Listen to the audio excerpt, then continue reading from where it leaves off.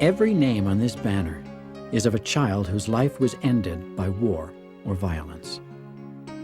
In July 1999, 14 American children set out from San Francisco on a journey of peace.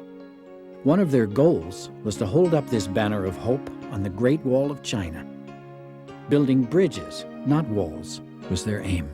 We want to live. Peace. These young peacemakers were brought together by Patricia Montandon, who founded Children as the Peacemakers in 1982. To you and all your friends. Good morning. Over a 19-year period, Pat has made 33 trips, taking delegations of children to trouble spots and places of power around the world.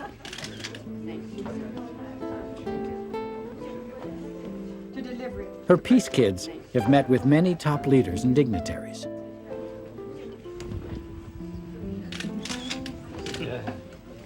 Peace is such an easy thing to achieve and the world leaders are just making it harder. If world leaders didn't have any warheads, they would talk things over. But they do have warheads, so they use them. I think it's an awareness that's necessary.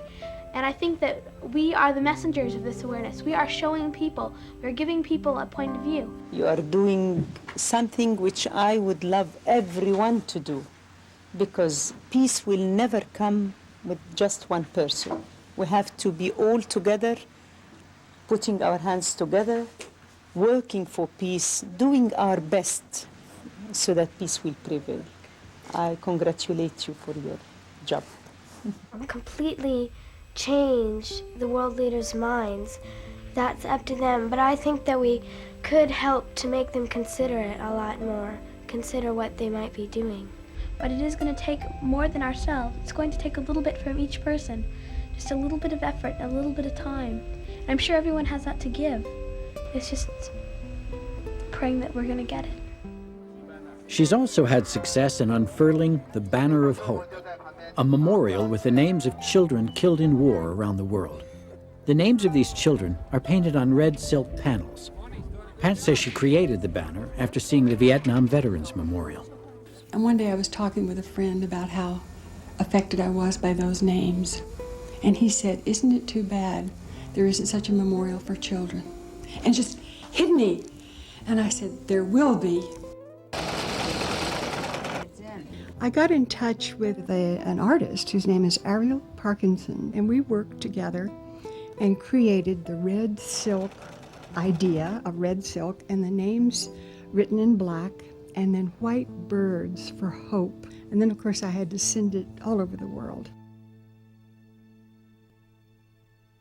People don't want to acknowledge that we kill children. It's not heroic. Teachers of Peace, Declaration of Dependence. She's also written a Declaration of Dependence, which several world leaders have signed. We hereby dedicate ourselves, our hearts, and minds to world peace. We believe that all humankind deserves a future free from the threat of nuclear war. We will encourage peace between individuals and nations and clasp hands with the children of the world in a global effort toward preserving the planet.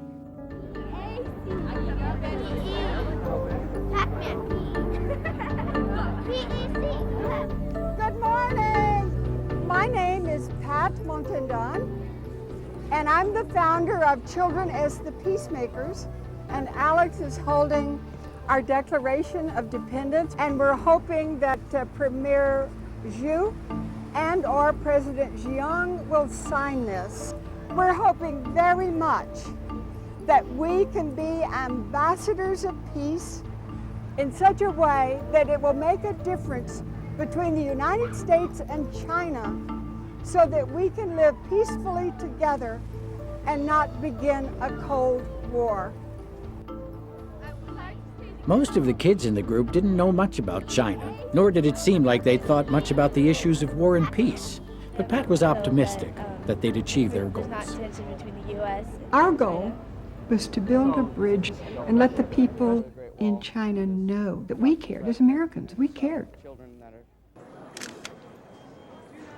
Pat found the kids for this trip by putting out the word to friends, churches, and schools.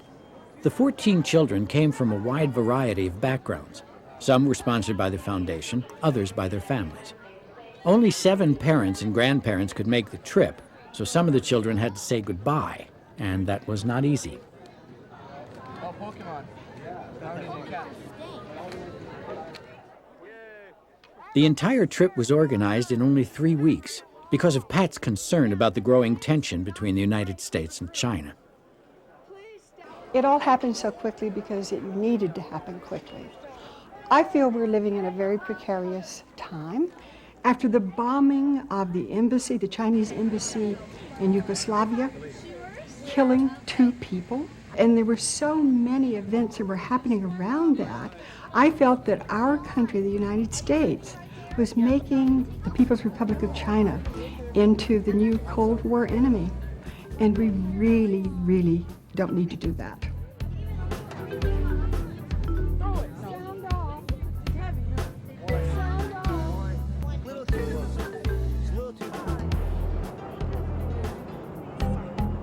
Before I went to China, I thought that we were gonna eat strange foods like rat and monkey brain and tigers and things like that. When I was getting ready to go to China, and just imagine all these people wearing these cone Vietnamese hats, riding bikes around the town. Oh, I wanted to meet the kids of China. I wanted to make friends and make peace.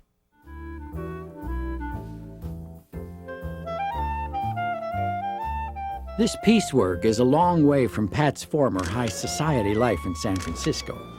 In 1982, after a bitter and well-publicized divorce, she auctioned her jewels, furs, and couture gowns and used the proceeds to set up a foundation for peace.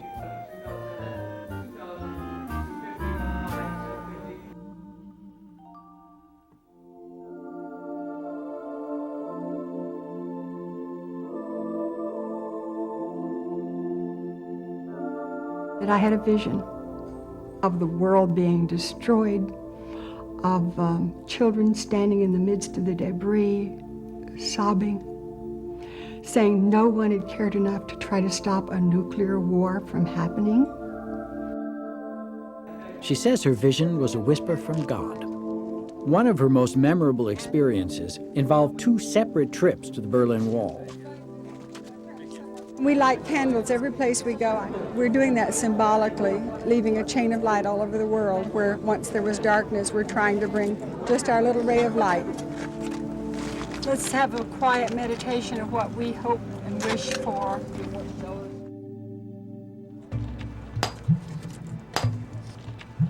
When the Berlin Wall came down, I was invited to come and pull this banner. We have the banner of hope through Checkpoint Charlie. Pat was successful in bringing together children from East Berlin and West Berlin to help carry the banner. It was very interesting when the taxi driver took us to a place in the Berlin Wall to get a piece of the wall the next day. I couldn't believe it. The place where the wall came down first was exactly the place where we had lit candles and meditated on the wall coming down in 1983. We want to live. We want to know. We want to see. We want to know. We want to share what we can give. We want to live.